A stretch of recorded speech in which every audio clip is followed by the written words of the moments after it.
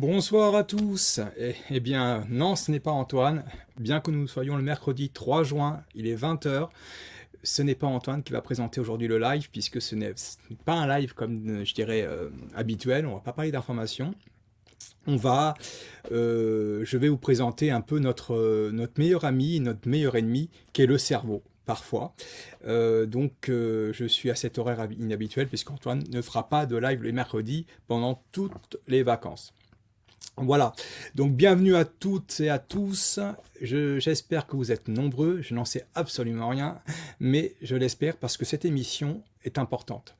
Euh, Beaucoup ont eu une sorte de révélation ou de coup de pouce au niveau de la mission qui parlait des âmes. J'ai eu 3 émissions à ce niveau-là, et beaucoup m'ont fait des retours en me disant ok, j'ai compris quelle est mon interaction avec autrui, j'ai compris quels pouvaient être les nœuds qu'il y a dans la communication avec un tel et un tel. Eh bien, cette émission sur le cerveau va vous apporter d'autres réponses. Parce que notre cerveau est une drôle de bestiole et je pense que peu de monde la connaît. Donc, moi, j'ai décidé de faire cette émission en compilant plusieurs choses. Un livre qui s'appelle Le pouvoir de la pensée, que j'ai lu. J'ai aussi écouté certaines émissions d'Idriss Aberkam. Et puis, on m'a aussi envoyé une vidéo très intéressante sur les manipulations de la CIA, donc MK Ultra. Donc, j'ai fait une compilation de tout ça. Et je vais tenter ce soir de vous présenter le cerveau. Avant toute chose, je passe un petit appel concernant la présence de Francis Allan à Avignon. Donc, il est présent à partir de ce soir d'ailleurs, je lui souhaite, il joue à 21 h, donc un spectacle poétique, fantastique, quelque chose de très très beau. Et je vous invite, si vous êtes à 10, 20, 30, 40, 50, 100 km d'Avignon, de réserver. Pourquoi? Parce que, si vous voulez, Francis, par ses engagements politiques, s'est fait ostraciser. Dernièrement, on y avait promis pour Avignon une certaine place dans le programme et une certaine mise en avant. Tout ça a sauté au dernier moment. Il se trouve que on se plaint assez de chanteurs et d'artistes qui ne prennent pas la place qu'ils devraient comme relais. Francis le fait depuis maintenant très longtemps. Il a vendu 22 millions d'albums et actuellement, je dirais que c'est un peu la persona non grata. Moi, vous savez, quand je fais les émissions Archivision, je tombe sur des extraits de l'INA où Francis est présent. Et des fois, on a l'impression que ça part dans tous les sens. Mais il y a une constante dans les engagements de Francis, c'est de parler pour nous et de parler pour les petits. Je l'ai vu interpeller un ministre pour l'Europe, contre l'Europe justement, contre le traité de Maastricht. Vous savez, vous connaissez aussi l'histoire des ronds de cuir. Là, il interpelle le public en disant qu'on y en a marre de tous ces banquiers, tous ces comptables, tous ces gens qui nous emmerdent et nous empêchent de respirer. Il a été gilet jaune, il a même été blessé dans une manifestation. Donc, franchement, je vous le dis, si moi j'étais artiste, chanteur, parolier, je serais Francis Allan. J'aurais voulu être Francis Allan. C'est-à-dire que je me serais servi de ma notoriété pour exposer le mal de cette société. Donc il mérite notre plus grand soutien et je vous invite vraiment à réserver. Ça va lui faire vraiment un grand plaisir, surtout si ça vient de notre DIMAT. Et puis après le spectacle, vous savez, c'est un grand bavard. Donc vous aurez des conversations avec lui toujours très intéressante. Donc voilà, c'était ma petite aparté, mais n'hésitez pas à réserver. Il est présent à Avignon du 3 au 19 juillet. Il y a trop peu d'artistes se sont mouillés et lui en fait partie. Voilà. Maintenant, on va passer au cerveau.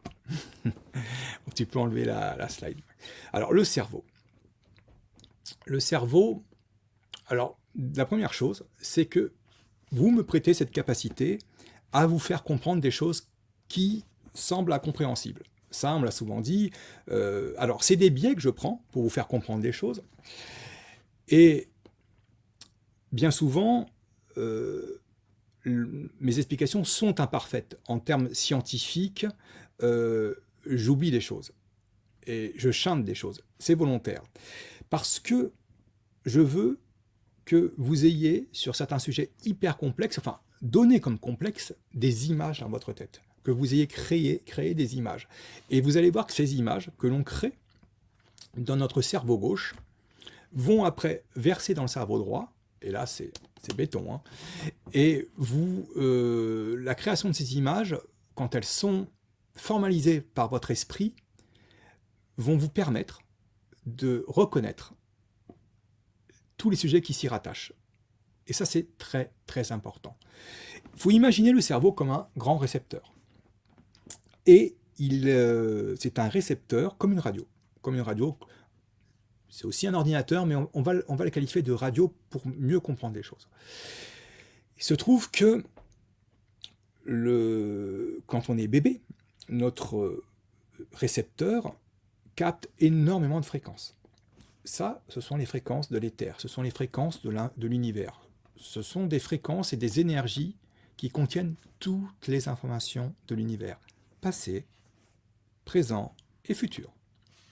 Ce champ informationnel nous passe dessus tout le temps et nous y puisons ce que nous pouvons y puiser.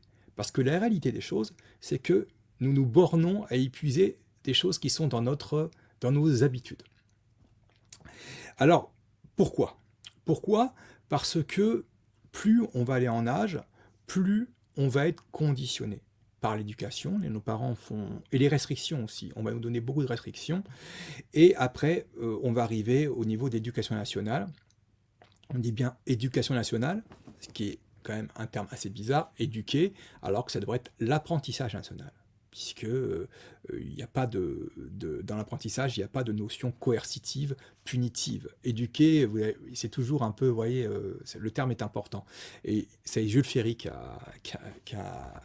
a inventé ce terme. Donc, ce qui va se passer, c'est que notre cerveau, il va avoir tendance, avec le temps, à vouloir accepter des choses qu'il a déjà vues ou reconnues, ou les images que vous vous êtes fait mentalement sur certains sujets, de manière récurrente. Si vous avez un projet de maison à tel endroit, au bord de la mer, et que c'est très très très précis, vous allez vous faire de manière hologrammique, sur le cerveau gauche, une image. Et elle va être récurrente. Et si elle est récurrente et que ce projet est vraiment dans vos possibilités, que ce n'est pas du tout une utopie, très rapidement, vont arriver des informations que vous n'auriez pas vues, que vous n'auriez pas saisies préalablement, mais qui, comme la case existe, vont entrer dans cette case. Et ça, c'est très très important. Parce que vous imaginez bien que ces images, si quelqu'un d'autre que vous les crée, on a un petit souci. Si on fait penser ce que vous ne pensez pas intimement au fond de vous-même, vous n'êtes plus maître de vos émotions, vous n'êtes plus maître de vos pensées. Or, il faut absolument que les idées passent par le côté gauche, analytique, pragmatique, pour aller côté droit, qui est le côté plus émotionnel, sensitif. Et l'une des capacités du nouvel ordre mondial et de tous ces gens-là, c'est de créer un état d'hypnose pour que directement, il vous fasse passer des idées côté droit. Donc, des choses qui sont, on l'a pu le constater, en termes de réflexion des sujets, de tous les gens avec qui on a interagi pendant la crise sanitaire, qui sont ancrés en eux, mais qui n'ont pas conscientisé. L'image a été produite par les médias, donc l'image qui se sont fait côté gauche est une image qui n'est pas d'eux, la peur, les morts, vous voyez, le film d'horreur, et c'est passé côté droit dans l'émotionnel. C'est fini. Une fois que c'est calé là, on ne bouge plus. Si on prend l'exemple des animaux, et vous allez voir que l'exemple est particulièrement frappant. Les animaux, eux, sont merveilleusement conçus pour assurer la survie de l'espèce. Et ils n'ont pas de limite. Quand un bébé chat naît, il a 6 mois pour apprendre la vie. Il l'apprend souvent par le jeu. Donc on peut apprendre par le jeu, et s'il apprend mal, c'est un chat qui n'a pas vivre longtemps, donc c'est vital qu'il apprenne, et il apprend par le jeu. Mais ce petit chat qui va devenir grand n'aura pas, outre l'éducation de sa maman, autre chose qui va l'entraver. Ce qui fait qu'il est très très près, toujours près de ses instincts, et que les animaux renouvellent toujours les mêmes choses, même s'ils sont capables de s'adapter en cas de gros problèmes. Donc ils sont capables, leur inconscient universel est capable de se moduler. Parce que tous les animaux ayant cet inconscient universel auront éprouvé un sentiment tout à fait particulier. Et si on prend l'exemple des animaux qui ne mentent pas, il y a une grande pudeur dans les animaux, et on le voit au moment de la mort. Quand chez nous, humains, pervertis par les médias, la mort est un spectacle, on montre des morts partout au JT, on vous parle de mort, c'est épouvantable. Les animaux, eux, au moment où leur heure est venue, ont la pudeur de se cacher. Ils n'en font pas un spectacle. Et on va réfléchir un peu aux milliards, ne serait-ce que d'oiseaux. On va dire que les oiseaux se cachent pour mourir. Oui, il y a des milliards d'oiseaux au-dessus de notre tête. Imaginez qu'il y a des morts, très très souvent. Ces animaux ne sont pas, ils ont souvent des vies assez courtes. À l'image de ces milliards d'oiseaux, ne serait-ce que les oiseaux, je ne parle même pas des petits mammifères, nous devrions avoir nos villes, nos rues jonchées de corps. Oui, parce qu'ils sont des milliards et ils meurent. Et il se trouve que les seuls animaux que nous trouvons morts, même au bord des routes, ce sont des accidents créés par les humains. Vous voyez, chats, des belettes, qui ont été percutés. Mais les animaux, quand leur heure est venue, leur cerveau et leur champ d'information les guident à se cacher. Et ils le savent, et pour eux, ce n'est pas un problème, puisque l'information est claire et nette, et ils n'ont pas comme nous cette appréhension de la mort qui n'existe pas, puisque la conscience n'a ni début ni fin. À partir du moment où elle n'a ni début ni fin, elle retourne dans quelque chose qu'on appelle l'absolu. Jusqu'au prochain épisode. On va mettre le premier slide du cerveau. Voilà. Alors, qu'est-ce qui fait, outre les images mentales que vous vous êtes fait, et vous devenez maître de vous-même quand vous maîtrisez la majorité de vos images mentales, qu'est-ce qui fait que certains individus se font plus ou moins d'images et arrivent plus ou moins à être dans ces capacités-là? Déjà, il y a le caractère, il y a l'éducation, il y a des gens qui sont plus rêveurs, et si vous voulez, je pense, et ça c'est vraiment quelque chose qui est de ma déduction, que pour rebondir sur les incarnations, les gens qui ont des âmes plus vieilles vont avoir des fréquences plus larges dans leur cerveau, et vont accepter plus de choses, et surtout vont les accepter sans jugement. Voilà. Parce que les niveaux d'âme 4 et 5 sont des niveaux d'âme beaucoup plus spirituels. Moins de jugement, ça veut dire que toutes les informations qui passent, on les capte, et certaines on les retient, et on commence à se créer son image mentale. Quand cette image mentale est créée, et qu'elle est récurrente, ça passe côté droit, et c'est un acquis. Le cerveau, lui, quand il va avoir une idée, vous allez, voilà, une information va passer, un concept va passer, il a une fâcheuse tendance, avec le côté gauche, qui est toujours en combat avec le droit, mais les deux doivent s'allier, c'est ça l'affaire, c'est que l'un n'est pas l'ennemi de l'autre, hein, mais ce qu'il a, c'est qu'il est cartésien. Alors, quand une idée nouvelle passe, il va avoir tendance à le caser quelque part, pour peu que vous vouliez la retenir. Il y a des idées qui ne passent pas. Il y a des gens qui rejettent toutes les idées nouvelles. Voilà. Pour peu que vous soyez un peu curieux, le cerveau va le mettre dans une case. Sauf que la case de cette idée n'existe pas. Donc, l'image n'existe pas. Donc, il va le mettre dans une case, une image imparfaite, à peu près. Cependant,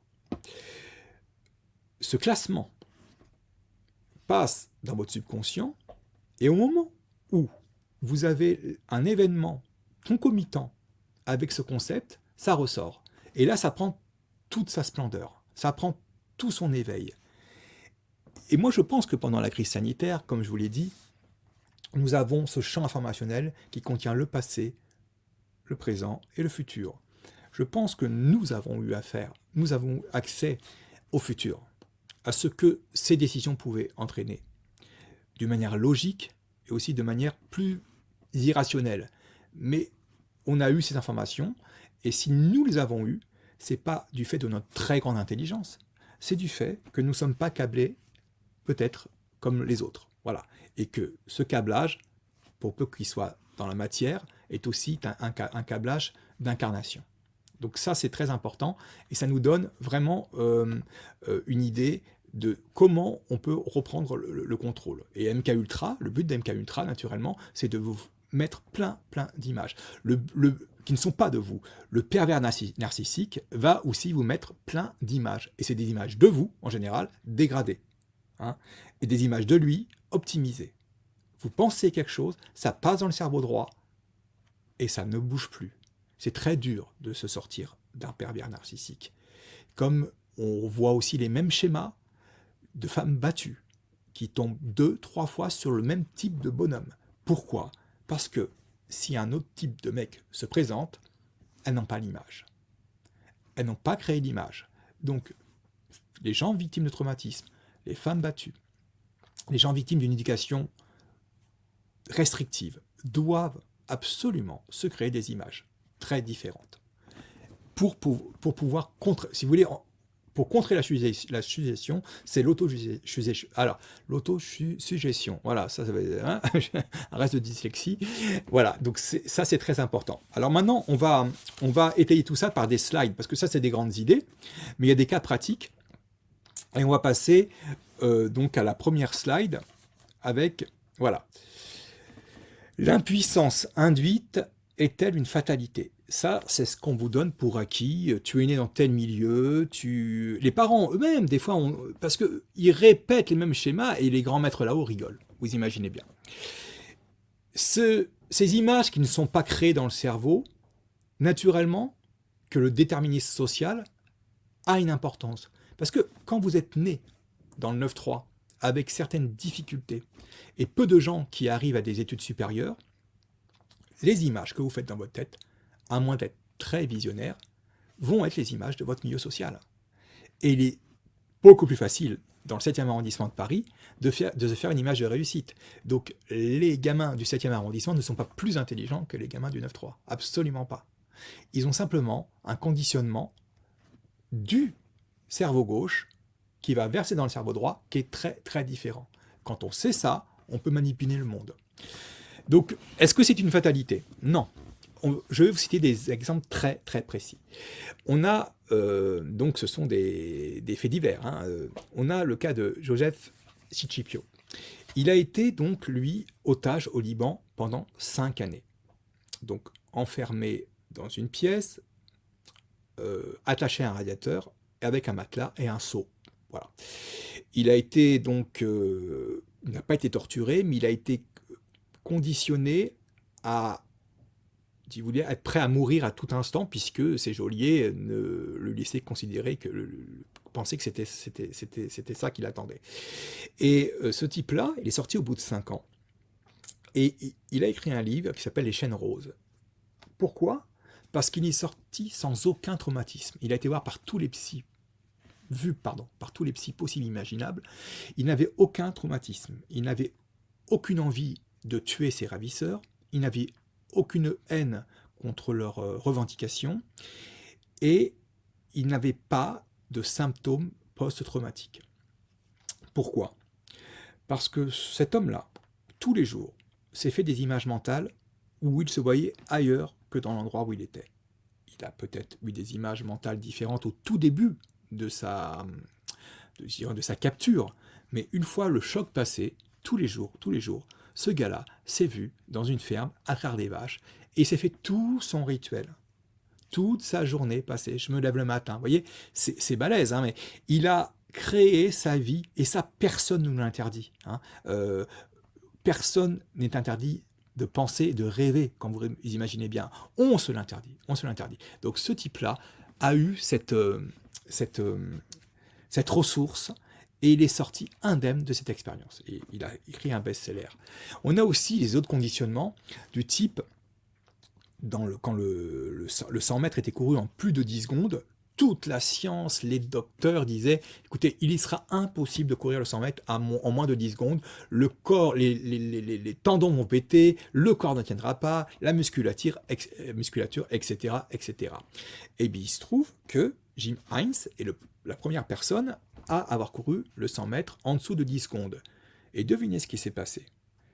Dans les semaines qui ont suivi, alors qu'il y avait un blocage sur ce plafond de verre, plein de coureurs sont passés sous les 10 secondes. Un petit peu, centième, 200e, 300e, mais il a brisé le plafond de verre, ce qui fait que même des coureurs de haut niveau s'auto-limitent par rapport à un cap qu'ils jugent infranchissable.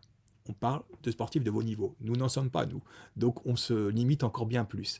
Et Usain Bolt, pour poursuivre sur le 100 mètres, lui, vous savez, à 20 mètres de la ligne d'arrivée, il avait pris suffisamment d'avance, il se relâchait, il souriait et il regardait ses adversaires.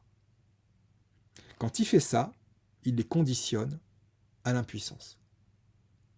C'est rien, mais quand il les nargue, entre guillemets, quand ils vont prendre le départ d'un 100 mètres avec lui, ils auront des complexes. Parce que ce n'est pas un type qui les a battus, c'est un type en plus qui a fait démonstration d'une certaine forme de désinvolture. Et ça, c'est terrible.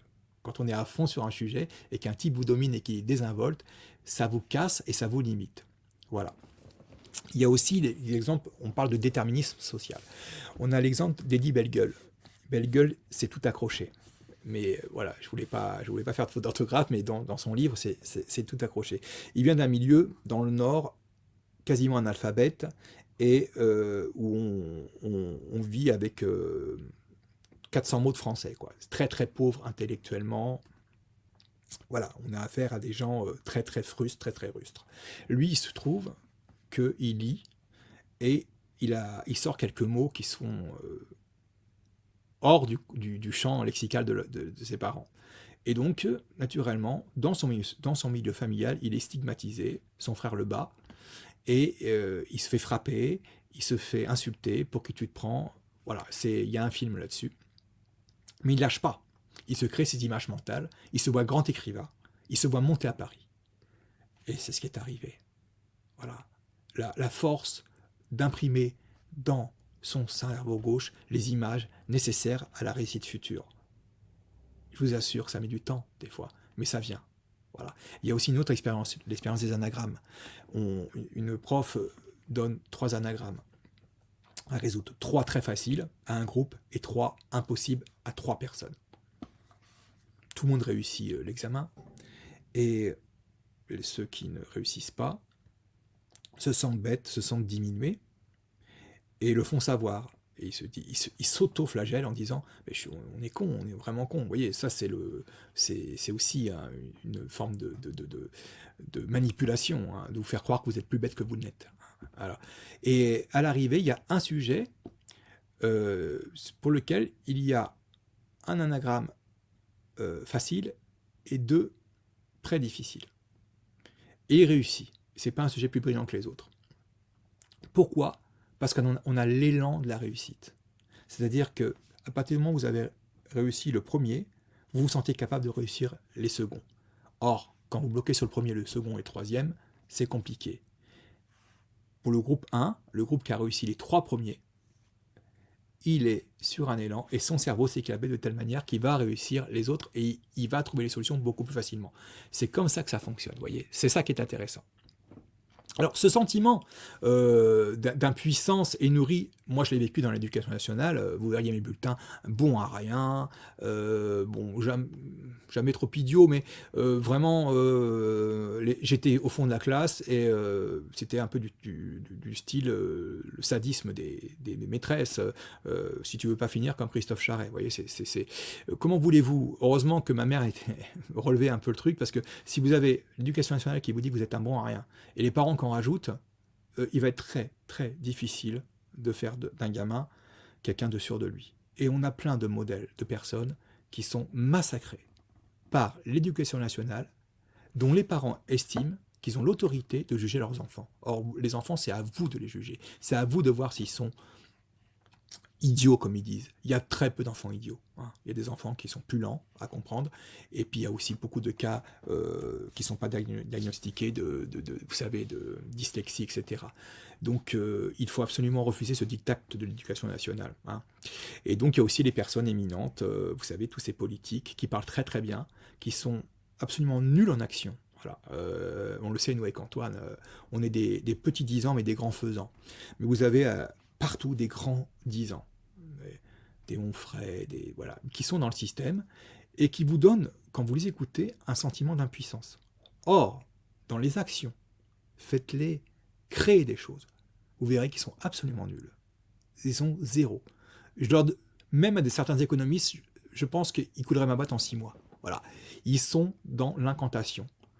Ils sont dans le tout disant et dans le petit faisant. Voilà. Il faut ne pas faire de complexe vis-à-vis de ces gens-là. Alors, qu'est-ce qu'il y a d'autre? Oui, il faut pas se... C'est toujours pareil, il y a les fameuses excuses. Ça, c'est du conditionnement.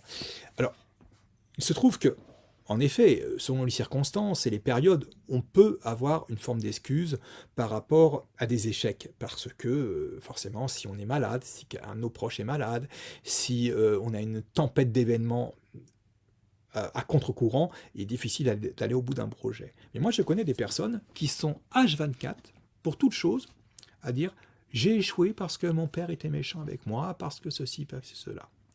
Je vais échouer parce que ma famille, ceci, cela. » Ça, c'est du poison. Parce que, à ce moment-là, vous qui disposez de votre royaume, vous avez décidé que ce royaume était investi par d'autres entités. Voilà. Et ça, c'est pareil. Il y a énormément vous savez, de voyants qui font de la régression, qui vous amènent sur d'autres vies. C'est intéressant, pourquoi pas, mais je pense que ça paralyse le soi que vous êtes. Alors, pour certains, ça donne des pistes, ça donne des clés de compréhension. Déjà, ça prouve qu'ils croient en l'incarnation. Mais en faire un dogme, me dire, ah voilà, j'ai été ça avant, ça vous coupe de votre réelle mission sur Terre. Voilà, ça c'est vraiment quelque chose d'important. Pour ça, pour changer la matrice, enfin votre propre matrice, parce que vous êtes ni plus ni moins auto-censuré sur plein de choses, il faut avoir confiance, mais en soi, mais pas une confiance arrogante. Ce que j'appelle la confiance arrogante, ce sont ces petits jeunes qu'on voit sur TikTok, etc., et qui vous vendent de la confiance, vous vendent des produits financiers, vous vendent une réussite, alors qu'eux-mêmes n'en ont que l'apparence. Donc, ils vous vendent ça comme un baril de lessive. La vraie confiance, elle n'est pas comme ça. La vraie confiance, déjà, elle n'a pas besoin d'être étalée. Elle est intime. On se sent confiant à faire les choses. Et surtout, on a cette lumière au bout, et peu importe les crachats, peu importe la vie d'autrui, on va aller au bout. Quitte à se tromper, ça n'est pas le problème. La vie est faite d'échecs.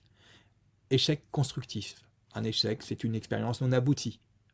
Une réussite, c'est une expérience aboutie. Combien il faut d'expériences non abouties pour arriver à une expérience aboutie?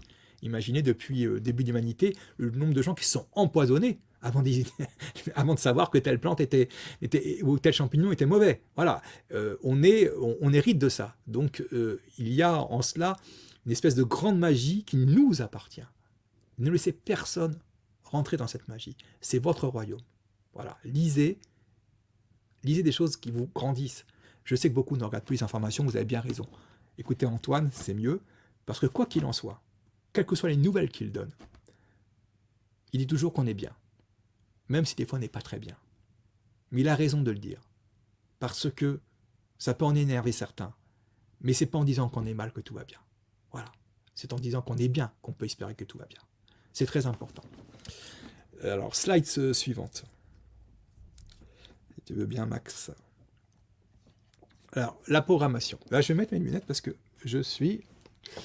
Ouais, lire les écrans, c'est compliqué pour moi. Et je vais le lire sur ma petite feuille.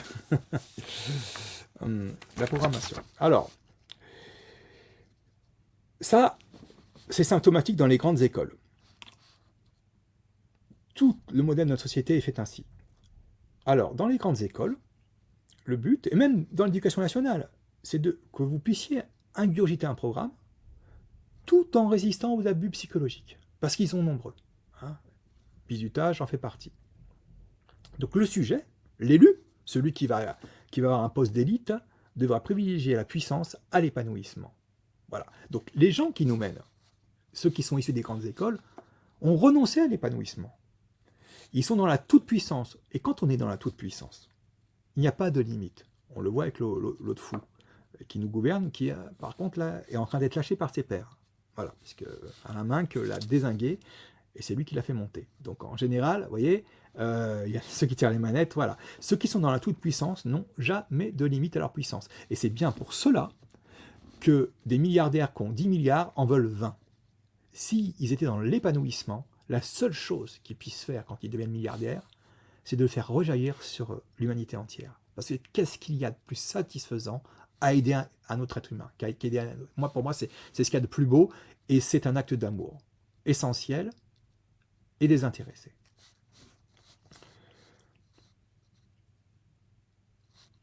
L'impuissance, elle est, c'est vrai, souvent liée à cette volonté de conformité. J'aurais dû séparer conformité. Et oui, vous avez ce troupeau, et vous voulez être du troupeau. Très peu ici, je le sais. Et ce qui vous empêche d'aller plus loin, d'avoir des idées dehors de ce que vous pensez devoir, de vos limites, et c'est important d'en avoir en dehors de vos limites, c'est la rumination. Vous ruminez des vieux trucs, des informations, vos échecs. Et la rumination, ça nous rappelle les bovins et les ovins, donc le troupeau. Voilà. Le pire ennemi de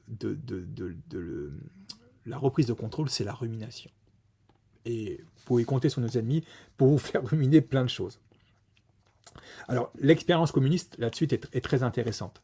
Pourquoi? Parce que, vous savez, ils ont nié l'âme. En niant l'âme, forcément, l'humain ne peut se projeter que sur un état omniscient, un état Dieu, en réalité. Et à ce moment-là, toutes les images que vous allez vous imposer, parce qu'elles seront imposées, seront des images du système. Les gens ne s'autoriseront pas une autre image que le système, que ce que le système a voulu. On l'a vu aussi pendant l'Inquisition. Quand on brûle quelqu'un, une femme, souvent vive, et qu'on vous force à regarder ce spectacle, qu'est-ce qui se passe dans votre cerveau gauche? Vous avez le bruit et l'odeur. Et les cris. Cette mort atroce. Comme je dis moi souvent, ne jugez pas la femme qui est brûlée, mais jugez celui qui la condamne au bûcher.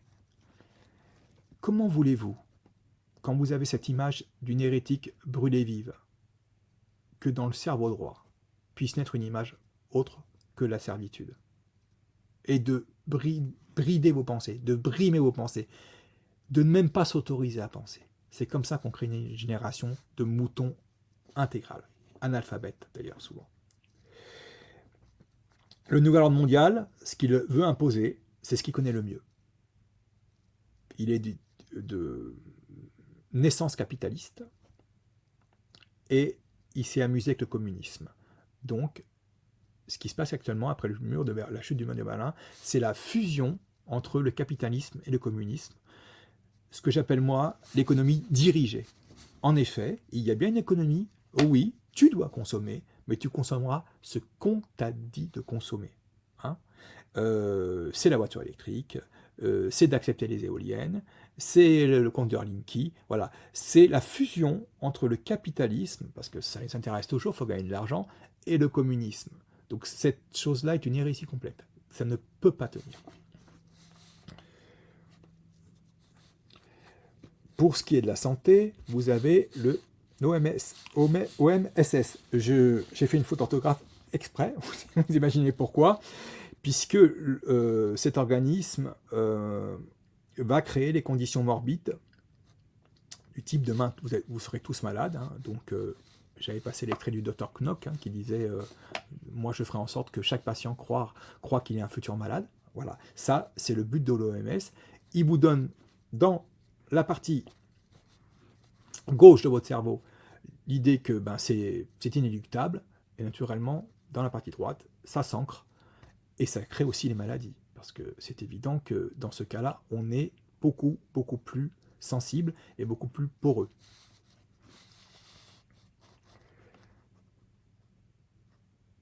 Alors oui, contre la programmation, bah, ça je l'ai déjà dit.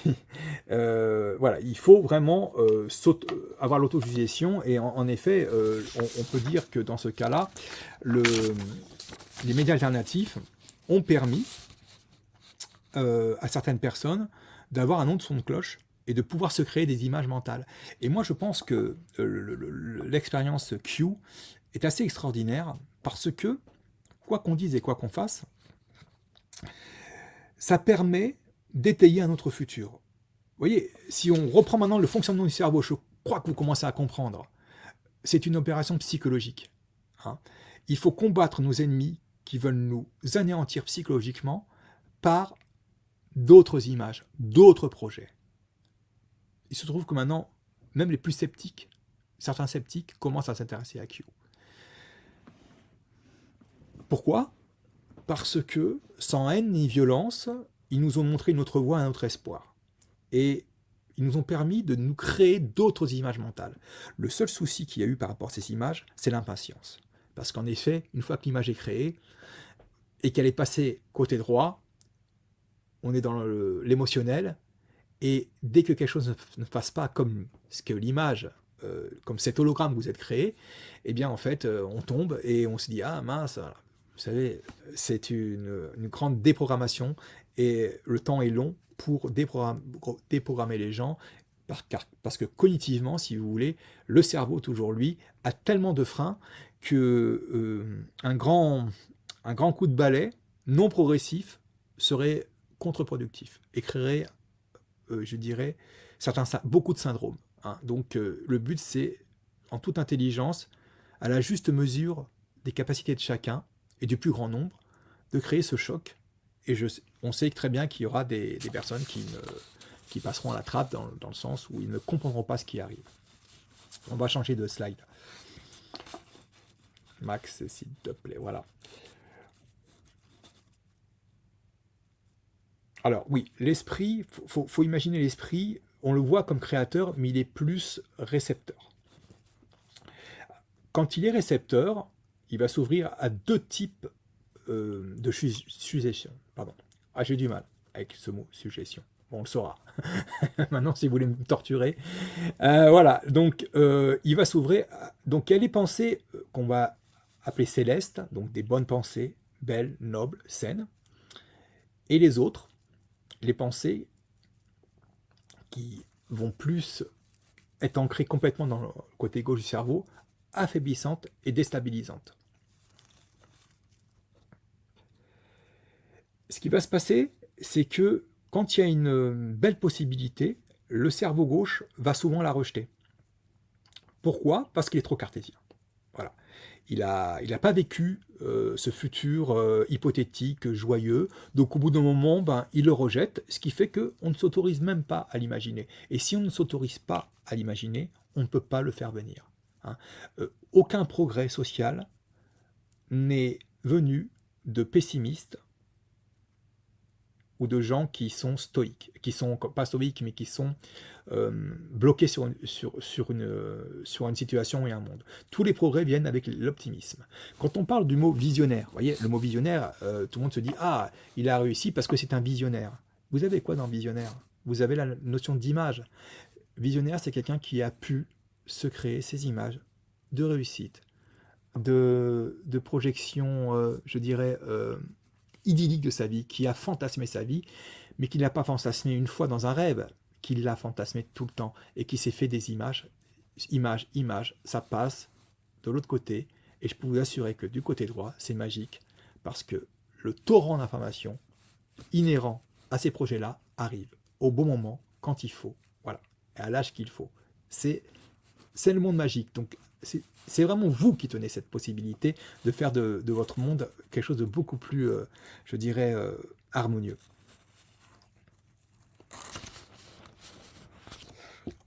La pensée générale, elle est la suivante. On le fait tous. je surmonte mes problèmes personnels et mes pensées seront claires. Or, c'est le contraire.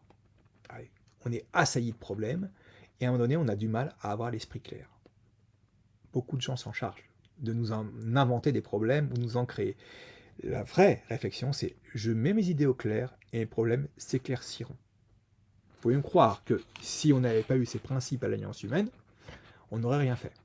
Voilà, c'est en mettant des idées au clair, en se disant on va y arriver, il n'y a pas d'échec possible, que les choses ont été créées, envers et contre tout.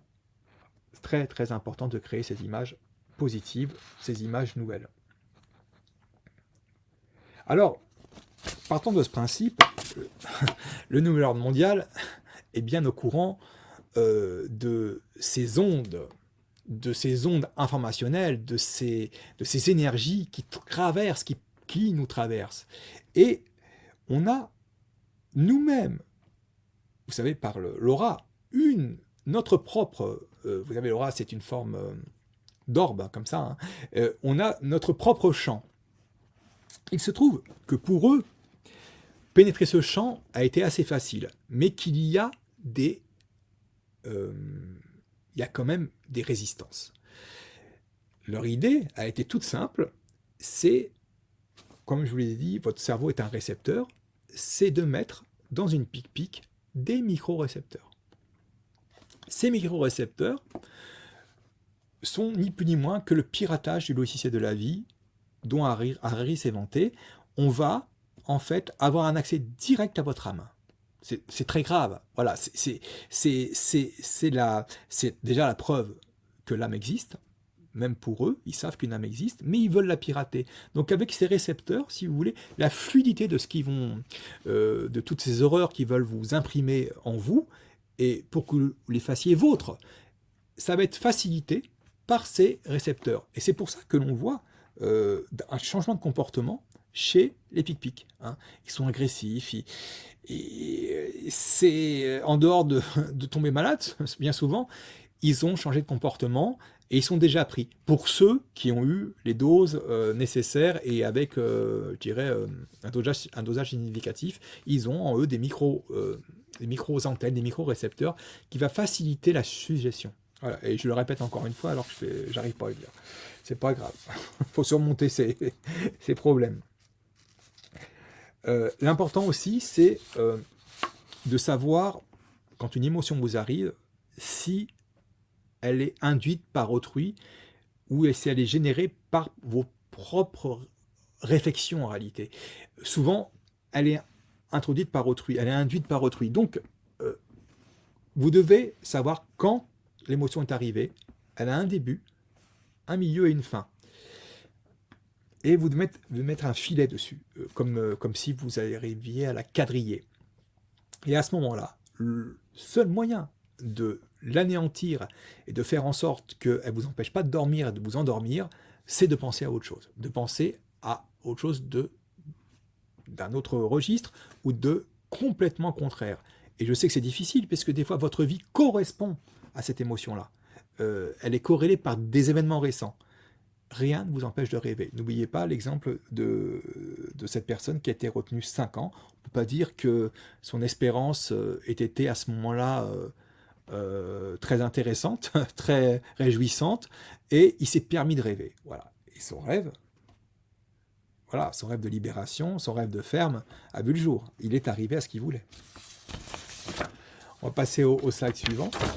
Après, j'espère que c'est le dernier, j'espère qu'il y aura des questions, parce que tout ça, ça peut être un peu confus.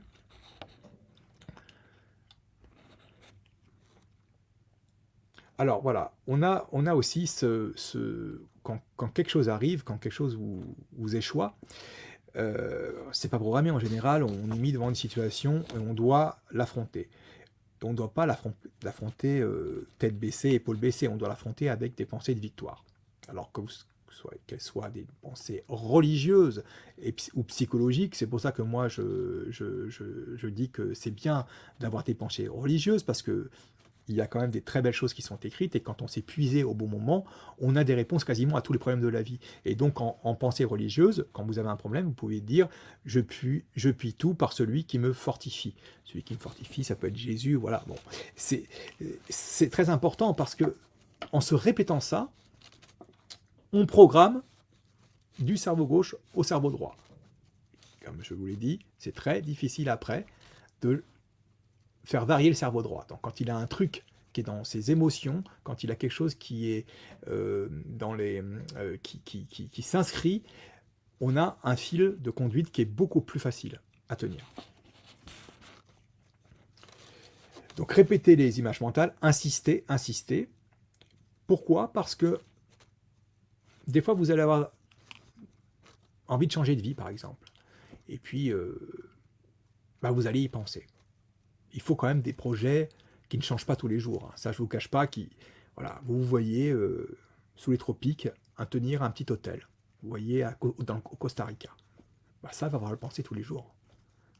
Parce que si vous voulez que le champ informationnel vous donne les informations nécessaires à l'aboutissement de ce projet, il faut que cette image soit récurrente et que, au moment où vous le pensez, vous le viviez.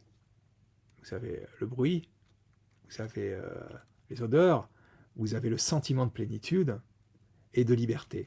Vivez ce sentiment de liberté, et à un moment donné, les informations arriveront, et quand elles passeront côté droit, c'est gagné. Alors, il y a quelque chose qui est très important, c'est le plexus solaire. Ça, peu de gens le savent. Dans notre capacité à pouvoir changer, inverser la tendance à reprogrammer notre cerveau. Pourquoi? Parce que, déjà, pourquoi il s'appelle plexus solaire? En médecine, c'est le nom, c'est plexus solaire. Parce que il y a 2 jours et demi par mois, au moment où la Lune passe dans votre signe astral. Il y a un fluide qui, parti de la glande pinéale, est descendu jusqu'aux parties génitales et est remonté au plexus solaire, au bout du 29e jour, ou 28e jour. Là, ce fluide, pendant 2 jours et demi, qui est naissance même de votre esprit, le côté le plus pur, le cerveau droit, là, pour le coup, il va se reposer, il va se recharger. Comment il se recharge? Il se recharge par la présence de la Lune et du Soleil simultanés, qui vont y envoyer des ondes, faire en sorte que pendant 2 jours et demi, il va repartir comme nettoyé. Il est conseillé, pendant ces 2 jours et demi, à vous de les identifier. C'est pas moi qui sais quand vous êtes né et à quel moment la Lune passe dans votre signe. À vous, pendant 2 jours et demi, de vous abstenir d'alcool, de drogue, tant qu'à faire, d'avoir une bonne hygiène alimentaire. On pousse même à dire se passer de sexe. Mais là-dessus, je l'ai enlevé, moi. Donc, voilà. Pendant 2 jours et demi, renseignez-vous sur le plexus solaire et son rôle. Pas son rôle en médecine allopathique, mais plutôt allez voir chez les Indiens. Voilà. Vous verrez qu'il a un rôle très, très important et il se recharge pendant 2 jours et demi par mois, selon votre signe astrologique. À vous de savoir quels sont ces jours.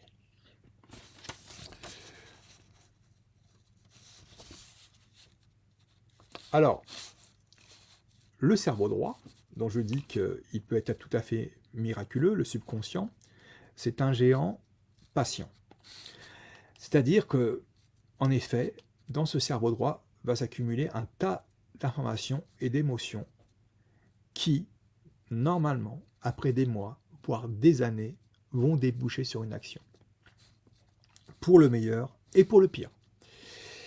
C'est comme une explosion. On dit souvent qu'il y a des gens, ils sont calmes, mais et puis d'un coup, ils vous paraissent, ils ont des actes complètement fous. C'est parce que le vase s'est trop rempli du côté droit et il faut purger, si vous voulez, tout ça par des actions. On le voit pour le meilleur et pour le pire. On sait, par exemple, qu'il y a beaucoup de violeurs qui sont impuissants. Donc, imaginez, cerveau gauche, je suis impuissant, cerveau droit, ça rentre là. et ils ne délivrent leur toute puissance que dans la violence. Vous voyez, ça, c'est typiquement de l'autosuggestion, et eux estiment que pour purger, ils doivent violer. Bon, ça ne veut pas dire qu'ils sont puissants pendant le viol, j'en sais absolument rien, mais ça, c'est souvent le cas. Voilà. Et sachez une chose, que la plus puissante des suggestions, c'est la tentation. Alors ça, elle est partout. Hein. Moi, je vous conseille de succomber à la tentation à partir du moment où elle ne nuit pas à votre voisin. Voilà. On a globalement fait le tour de ce que je pouvais dire. Moi, du cerveau, c'est une synthèse. Alors c'est imparfait, mais j'espère que vous avez compris les principes de base et que vous êtes absolument maître de votre destin. Il y a des choses qui nous sont imposées, on n'a pas le choix, c'est la matrice, mais votre capacité à créer ces images autres vont déterminer tout votre avenir. Et croyez-moi, j'en suis vraiment je l'ai vécu et je le vis tout le temps. Et c'est pas toujours facile, mais ça laisse toujours un grand espoir et ça nous rend très très très positif, très positif. Donc voilà, les problèmes que je règle moi sont souvent vraiment traités de je m'en foutiste. Voilà, vous voyez, non, c'est pas que je m'en fous, c'est que je les règle autrement. Hein. Je m'autorise à la régler autrement, à ma manière personnelle. Et il faut trouver cette voie. Voilà. J'en ai fini. Je voulais savoir s'il y a des questions. Moi, j'aime bien les questions. Donc, est-ce que Max, tu as pu avoir quelques questions? Alors pour l'instant, il n'y a pas. Pour l'instant, il n'y a pas de questions. Pas de questions. Bah, je vais devoir conclure. Bon, bah, ça fait combien qu'on est ensemble? Presque 1 heure. Ouais. Bon. Donc, que dire de plus? La perception de la réalité, c'est juste le reflet de vous-même. Et dans ce vous-même, il y a les inductions faites par autrui. Donc ça, c'est... Voilà. Il faut vraiment faire le vide et se retrouver face à votre moi profond. Alors, vous savez, ce champ d'information, on peut expliquer, voilà, les vrais médiums. Hein. Les vrais médiums, eux, savent... Alors, attends, Christophe. Tout de suite, l'autre... Alors, j'attends, je mets mes lunettes. Alors, Christophe, quand on a de mauvaises pensées, on pense tout de suite à autre chose. Ben oui, si tu veux, les bonnes pensées, c'est l'hygiène du cerveau. Quand tu as des mauvaises pensées, tu vas encrasser. Et Dieu sait, on a tous matière à avoir de mauvaises pensées, y compris... j'avais expliqué une fois, la haine, le ressentiment, il y a des gens qui vous font du mal. Il est salutaire d'être indifférent. Vous pouvez réagir sur le moment, notifier votre compréhension des choses et votre rejet de ce qui arrive, mais après, il ne faut pas que ce soit une fin en soi. Je vois des gens qui ruminent un problème depuis 20 ans, et ça les entrave sur toute leur vie. C'est quelque chose qui est... oui, voilà, il m'est arrivé ça, et il reste là-dessus. Comme ce problème, il est passé et qu'il n'y a pas d'autre solution que dans l'avenir, en fait, ça fait de la personne quelqu'un qui subit. Or, quelle que soit la chose qui soit arrivée, en réalité, il peut imaginer le contraire. Il peut imaginer que s'il était trahi par un bon ami, et que, voire même, on y a pris tout ce qu'il avait, il peut imaginer que seul, il va y arriver. Et que, la pensée contraire, il aidera même d'autres personnes, vous voyez. Et pas, il m'a fait ça, je vais refaire ça. Ma vengeance, c'est de le faire subir à autrui. C'est comme ça que marche le monde. C'est toujours, je vais me refaire en spoliant quelqu'un, en arnaquant quelqu'un, en lui mentant. Comme me disent les gens, j'ai entendu, je préfère faire du mal avant qu'on m'en fasse. Mais à ce jeu-là, il n'y a aucun gagnant. Les gagnants sont tout là-haut. Hein. Donc il n'y a qu'une surenchère, mais il n'y a pas de salut là-dedans. Il n'y a pas de salut. Quand on vous fait du mal, faites du bien. Il n'y a pas d'autre solution. Faites-vous des images de bien. Plaignez cette personne. Plaignez parce que cette personne a un chemin de vie répétitif, il ne sera jamais dans le bonheur, il ne sera jamais dans l'harmonie, et il va créer des endorphines uniquement quand il va faire des petits coups comme ça. Mais il aura besoin d'en faire de tout le temps, tout le temps. Et un jour, on lui fera un coup à lui. Donc ça, c'est clair, ça arrive tout le temps. Donc faites-vous des pensées positives. Et tu as raison, il n'y a pas... Qu'on te traite d'illuminé de tout ce que tu veux, c'est toi qui décides. C'est toi qui décides de penser ce que tu veux penser. Dessine, écris, chante. Voilà, passe à autre chose. Alors, hop, les lorgnons. Ah ben ça, je sais pas. Si tu veux, il faut regarder. Moi je ne suis pas du tout astrologue. Donc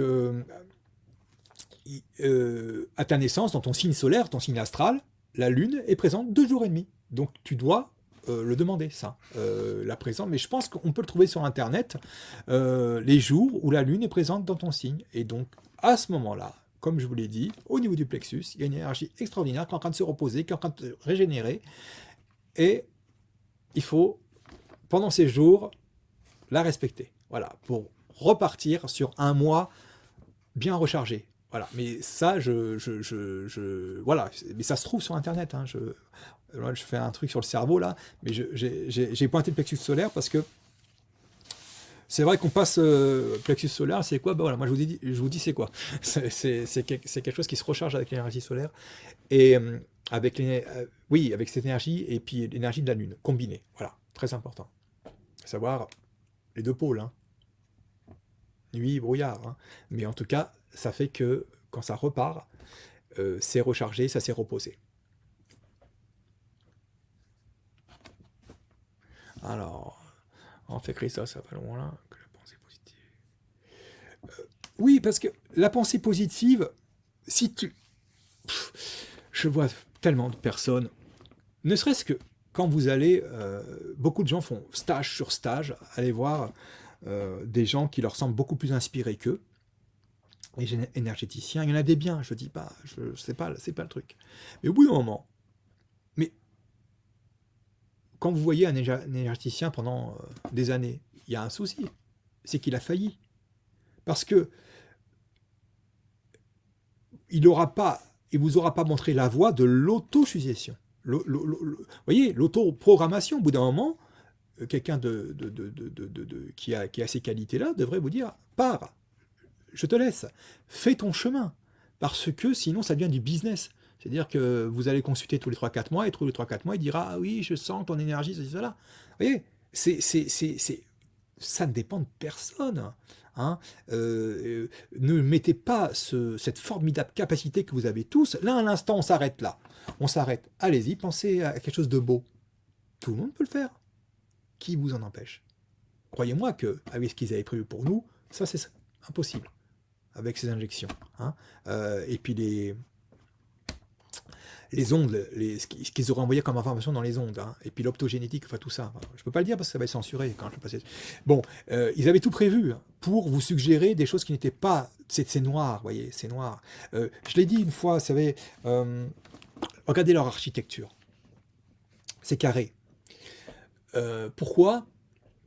Regardez Orlinski, par exemple. Orlinski, c'est vraiment quelqu'un qui vend, c'est un Français, il vend des œuvres d'art à des millions d'euros. C'est des animaux à angle droit. Ils ont plus de rondeur et il est adoré par ceux de là-haut. Pourquoi? Parce que, si vous voulez, tout ce qui est saillant n'existe pas dans la nature. La nature montre tout, tout est en harmonie, mais il n'y a pas d'angle droit. Quand vous créez des angles droits, vous violez les lois de la nature et vous cassez ces ondes d'information. Vous les cassez avant qu'elles arrivent. Je ne sais pas comment expliquer ça. C'est la géométrie sacrée, ça. Hein. C'est-à-dire que entre leur monument, vous voyez, mis sur des points énergétiques, ils ont sur le dôme, donc de la croûte terrestre à la ionosphère, donc 40 km, ils ont le pouvoir sur tout ce qui est informationnel. Vous voyez, ils vont pouvoir avoir ces relais. Donc, tout ce qui est angle saillant, dans leur monument, Hitler, c'était un des trucs carrés, Ceausescu, c'est pareil. Et on a l'exemple de Le Corbusier. Qu'est-ce qu'a dit Le Corbusier? Pourquoi il est adoré par ces gens-là? Parce qu'il a dit, la ligne droite est le chemin de l'homme, la ligne courbe est le chemin de l'âme. La ligne droite est le chemin de l'homme, la ligne courbe est le chemin de l'âme. Donc, quand on fait des lignes droites, on nie l'âme. Voilà. C'est pour ça que ces églises gothiques sont magnifiques. Elles n'ont pas d'angle droit. Et ce sont des pôles énergétiques incroyables. Hein. Donc, y a pas, vous voyez, tout part un peu comme ça, et c'est voulu. La nature n'aime pas les angles droits. Enfin, les énergies n'aiment pas les angles droits.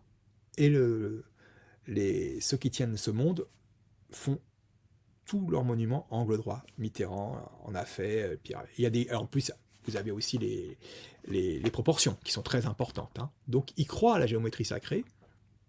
Et vous regarderez hein, dans leurs choses, tout est carré. Hein, voilà, la rondeur n'existe pas. C'est déni de la nature, déni de nos capacités. Voilà.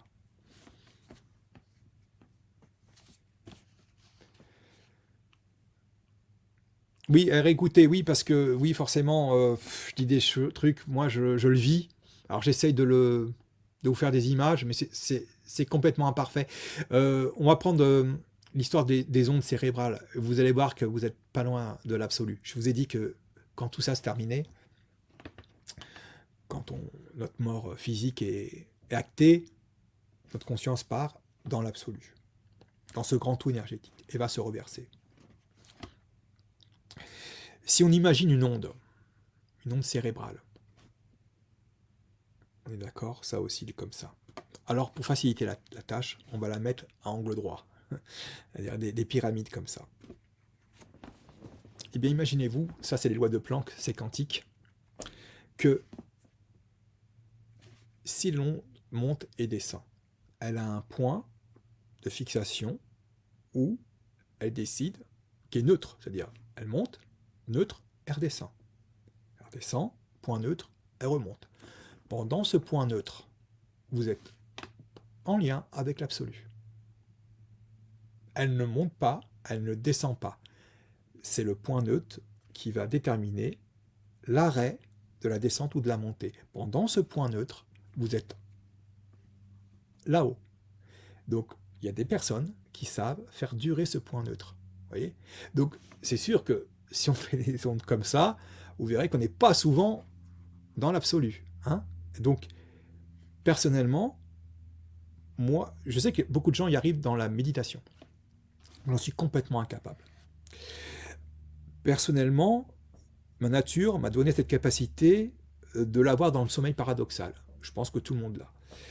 Seulement, il faut savoir quand les informations utiles quand on est dans ce sommeil paradoxal. C'est-à-dire que là, on a des informations, vraiment, on a affaire à quelque chose qui est absolument magnifique, qu'on dit magique, mais qui sont juste les lois de l'univers. Hein. Toutes ces informations sont absolument...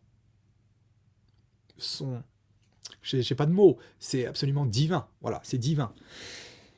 On a accès à ça dans nos ondes, sauf que, vous voyez, c'est au point, comme je vous l'expliquais, au point neutre. Il faut absolument étendre ce point neutre.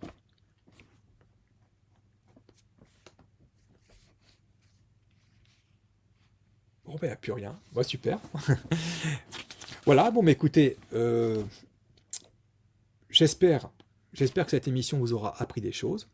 J'espère qu'elle vous permettra de relativiser ce qui peut vous arriver et de surtout n'accepter que des émotions qui vous sont propres. Et si elles ne vous sont pas propres, c'est à vous de les détecter et de les contrer par de l'auto-justification. Décidément, je vais trouver un autre mot. Donc, il faut, voilà, c'est la clé. C'est la clé. Le cerveau gauche, le cerveau droit ne fonctionnent pas de la même manière. Ils sont plus ou moins toujours en lutte. À vous de les accorder et à vous de faire en sorte que votre vie soit au moins la suite d'une partie de vos fantasmes et de vos rêves. Voilà.